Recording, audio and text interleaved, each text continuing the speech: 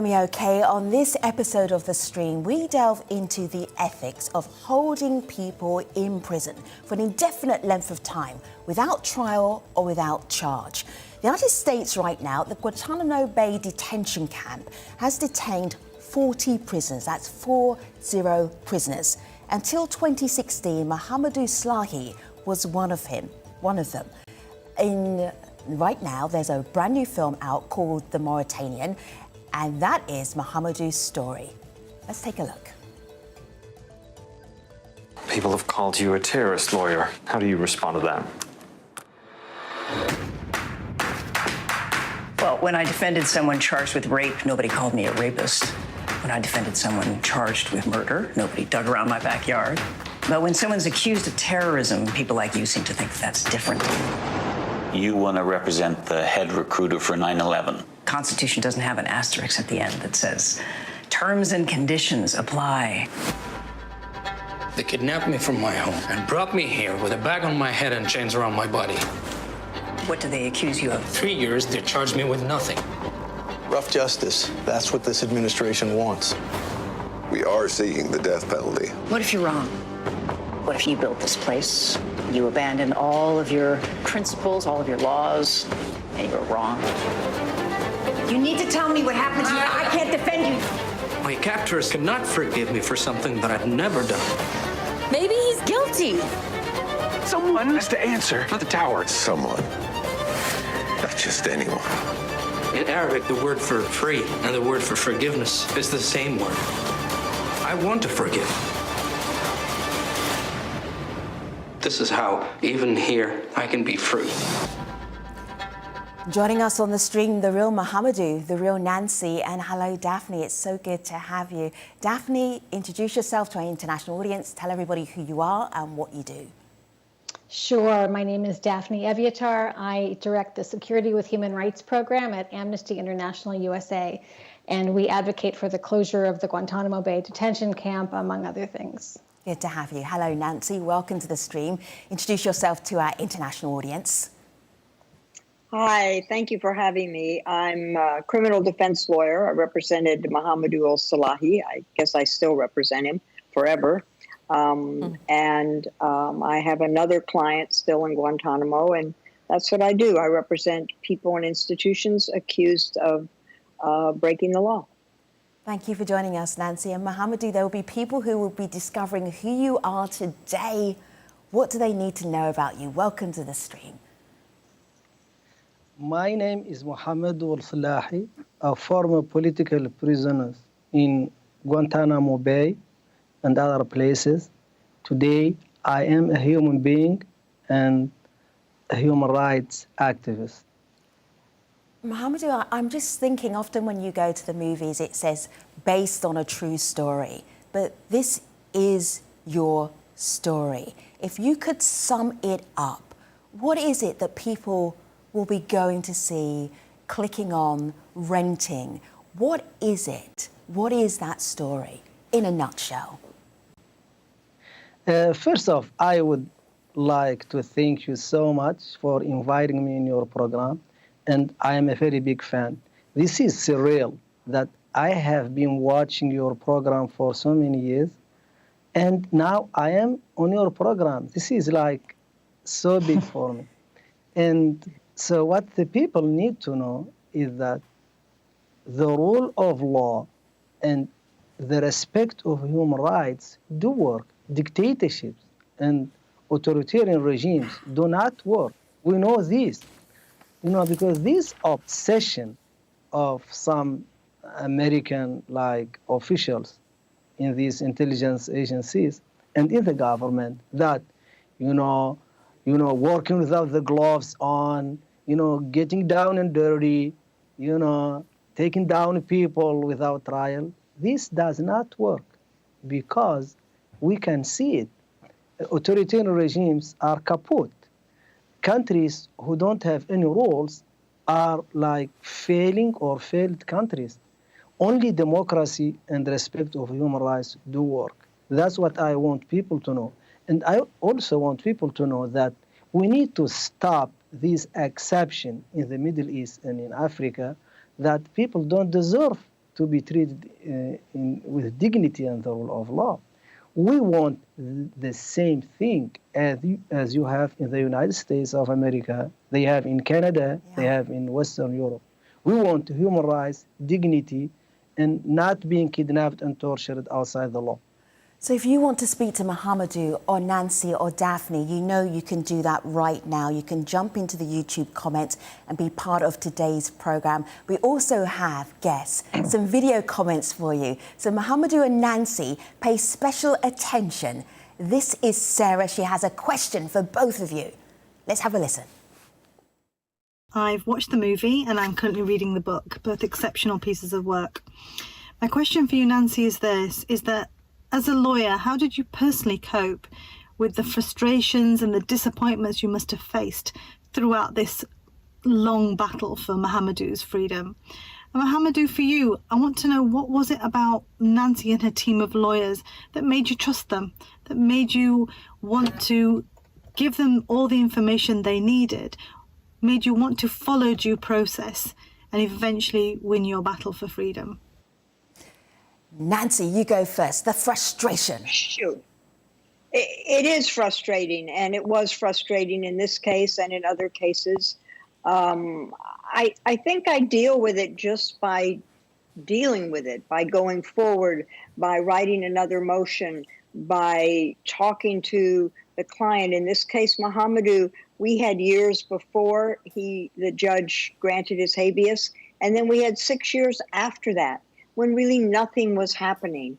But somehow, just being with Mohamedou, talking to him, promising him that I would never leave him, and Terry Duncan, my co-counsel, said the same thing.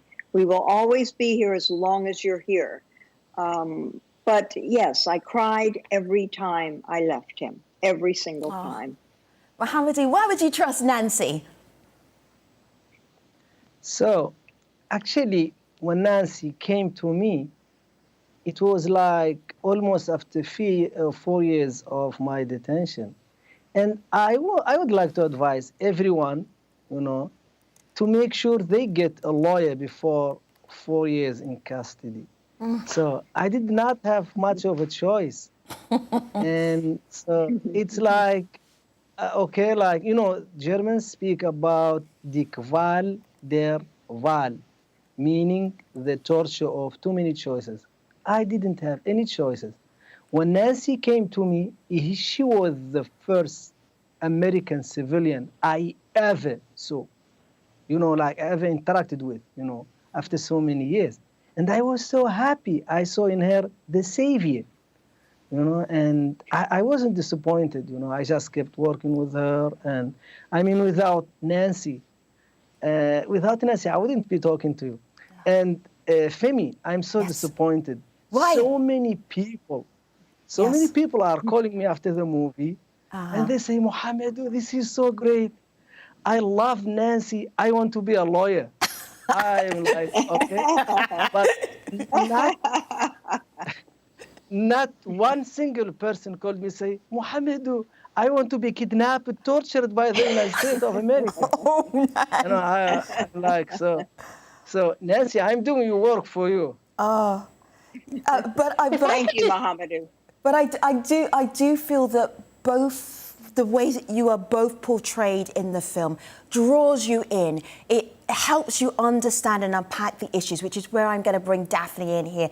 Daphne, there is an Amnesty International campaign right now to close Guantanamo Bay, and you and your colleagues are putting all of your efforts behind that. I'm going to play one clip of the campaign and how the campaign is doing, and I want you to come off the back of it and explain what some of the critical issues are and why Gitmo is still open. Let's have a look at the campaign first of all. I trust you, you trust me. I am innocent. I am innocent. We are part of the new film, The Mauritanian. The movie is about Mohamedou Slahi, who was tortured and imprisoned for years and never charged with a crime. He and almost 800 other men have passed through the terrifying doors of the detention center at Guantanamo Bay. Guantanamo is a symbol of torture, indefinite detention, and injustice. Join us to tell President Biden. Close Guantanamo once and for all. And end indefinite detention. I'm just looking here at the report that Amnesty International put out about closed Guantanamo Bay detention camp. Daphne, these are people's lives who were scooped up, and often they had no charges, they were tortured, people died, and this is happening under the jurisdiction of the United States of America. Where are we right now?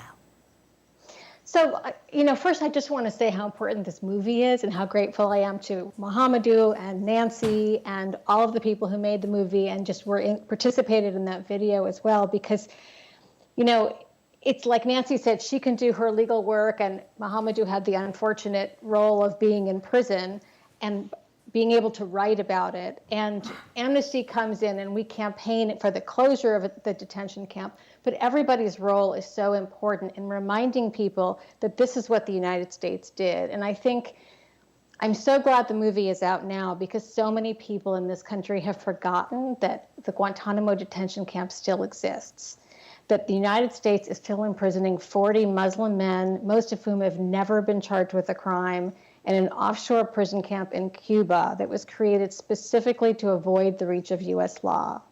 I believe if Americans realized that, they would demand an end to it. And so we're really urging people to see the film, trying to get our report out. Our report goes into a lot of detail. It's a long report. I don't think every average person will read it, but anyone who wants background on Guantanamo should look at it. I think it's an issue that people really need to pay more attention to in this country, because the 9/11 attacks were almost 20 years ago. People have kind of forgotten about them, but they don't realize that we created a whole system of law enforcement and military policy since 9/11 that specifically targets Muslims in other countries. It is a discriminatory policy, and it needs to end. And it is continuing to hold people without charge or trial. Can I add something? Go ahead, Nancy. Could I? Yes. I think, thank you, Daphne, and thank you for all the wonderful work that Amnesty is doing. I just want to make clear that we're talking about human beings, as Daphne said. 6 of these men have been cleared for release already. One of them, since 2009. The Biden administration can get those people home or where they're safe quickly. And for the 25 or so who've never been charged with any crime, we don't have indefinite detention in this country. They too have to be released. And that leaves only about 7 who've been actually charged in the military commissions, and their cases need to get resolved in a process that they can agree to, that the government can agree to, and we need to put a lock on the door and say never again to anything like Guantanamo. Mohamedou, when you follow your story, I followed it in real life, and then I watched the film, and it drew me right back into your life again. There is a joyfulness alongside the pain, which is very difficult to understand. John here on YouTube asked this about you. How did you maintain a positive outlook? You're even cracking jokes right now when we're talking about one of the most serious issues right now in terms of injustice and people being kept in prison when there is no charge. There is no reason for them to be kept in prison. Mohamedou, how do you do it? Femi, we are what we went through. So many people ask me why you forgive, And, when the CIA plane came to pick me up from Jordanian prison, where I suffered for 8 consecutive months, in a dungeon. I didn't know, days, nights for the most time. When they picked me up and when they used scissors, to strip me naked and put me in a diaper, I figured, at that moment, I'm not going back home. This is it. This is the end. I'm going to die, forgotten in a very violent American prison, because who I am, a young Muslim Arab from a region that is still the exception to human rights. and dignity. And, you know, my life ran through my head in a split of second. I tell you what I didn't regret in life. I did not regret not being rich, not having that dream job, not marrying that hot woman. I did not regret any of that. I did, however, regret all the less than nice words I told people, not being as nice as I wanted to be. And then I took it upon myself to be as nice as possible to people, because that's what would matter. And today I am telling you I forgive everyone, people who kidnapped me, people who tortured me, and I wish them nothing but the best in life. And I'm in peace with myself and in peace with the world. Mohamedou, you may be at peace with yourself, but I'm wondering about the struggles that the politicians in the United States should be having and where the accountability is. We had this comment. I'm going to share it with you, Daphne and Nancy, so I'll share it between you, about what have we learned from the so-called war on terror. Have a look, have a listen. Watching the Mauritanian really brought home the abject failures of the war on terror and the extent governments will go to cover up on how they treat prisoners. The facilities of Guantanamo Bay detention center have become emblematic of the gross human rights abuses perpetrated by the US government in the name of terrorism, and has become a symbol of torture, rendition, and indefinite detention without charge or trial. We must learn from our failures and hold not just our enemies, but also our allies to the same fundamental principle and universal values we fight to protect. Most importantly, we must remember, under the Universal Declaration of Human Rights, everyone is presumed innocent until proven guilty, and everyone is entitled to legal counsel. But that isn't true when it comes to Guantanamo Bay detention camp. Daphne, lessons learned. I think the biggest lesson is that we can't have a war on terror. This isn't a military fight. You can't decide that you're going to use the military and the CIA and special interrogation and torture against a group of people who you suspect might have links to armed groups who might want to harm us. That's not what we do in this country. That's not what our justice system demands. But that's what Guantanamo did. It created this special military place outside the justice system. I think we've learned that that has failed. It's failed as a matter of detention. It's never brought justice to the victims of the 9/11 attacks. There's never been a trial of the men accused of being involved in that horrible incident, mass murder. There's never been a trial, and it's really. I think we've learned that there is a different way. You know, we've been fighting a war. We've also killed hundreds of thousands of civilians around the world in trying to fight terrorism through a war. And we've realized that doesn't end terrorism. Terrorism isn't solved. It's not over. It's not like no one's being attacked anymore. It didn't work. We need a new way of going about this. This is not can a I war. jump a little bit? Yeah, of course, Mohamedou. Go ahead. Yeah, please. Yeah. So I'm going to be very straight in this. I'm not going to beat around the bush.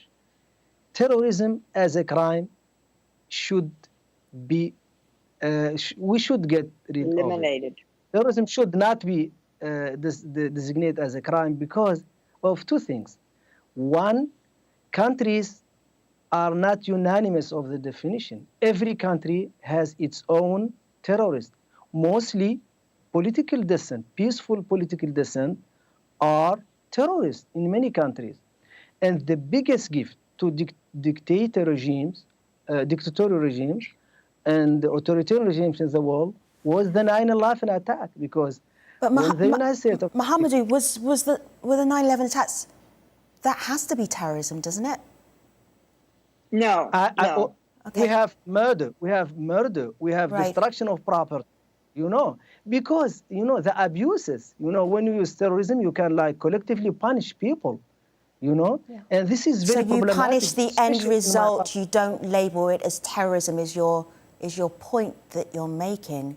Nancy? What I'm making. Yes, I agree with... Yeah, sorry, Mohamedou. Yeah, go ahead. Yeah, what I'm making is the following point. Terrorism as a crime is abused in Africa and in the Middle East mostly, because they use it to crush political dissent. And they say we can hold people without trial because America, the greatest democracy in the world, does it. Where are the limits? And every country has its own like so-called terrorists.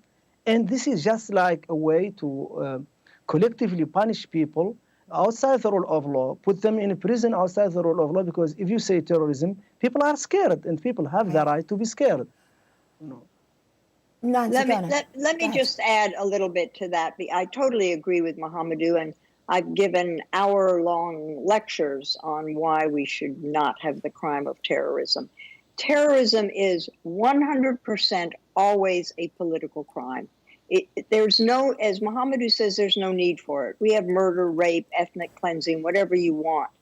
But when you charge someone with murder, everyone looks at that accused. That person is being charged with murder. When you charge someone with terrorism, people look collectively at who is that person and where does that person come from and what is the family and what is the ethnicity. We do not need this crime ever. The 9/11 people can be charged with murder.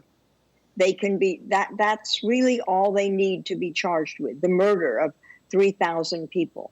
It's going to get us to the same place. But in federal court in the United States, if you add terrorism, it's a way to just make the sentence longer. All right. I'm going to play one more. If I could just jump in. Yeah, sure. Sorry, Daphne, go ahead. Just wanted to make this point because it's very important, actually, to Amnesty International. We never use the word terrorism for exactly the reasons that Mohamedou because it's a political word. It's a political word. It's always defined politically. I'm just going to give the last word to YouTube, or the last question to YouTube. This is from Guinevere Page.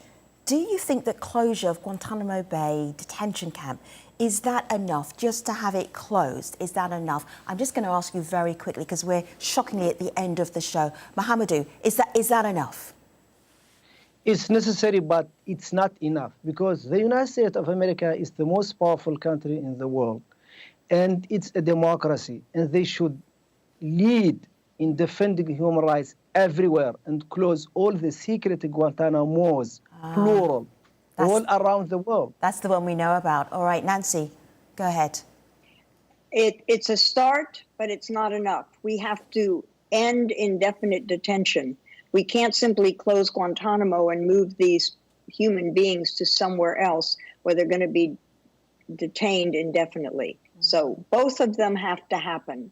We have to have due process and the rule of law. Daphne, go ahead. Yeah, I agree with both of those. And finally, there also needs to be accountability. There needs to be accountability for what happened to Mohamedou and to hundreds of other men like him who were unjustly imprisoned. There needs, as Nancy said, there needs to be the rule of law and justice. We cannot move forward until we need to move forward. We need to close Guantanamo immediately. We need to end indefinite detention. We also need to look at what happened, why it happened, and hold the people accountable who made it happen and who gave license to that. It was an atrocity that needs to be dealt with. I want to leave you with one more voice of a viewer who saw the film and the film inspired her. Have a listen, have a look. I think what stands out to me from watching the movie is just the fact that, it's really hard to even wrap your mind around the fact that such a place exists in the world and in the most civilized nation in 2021.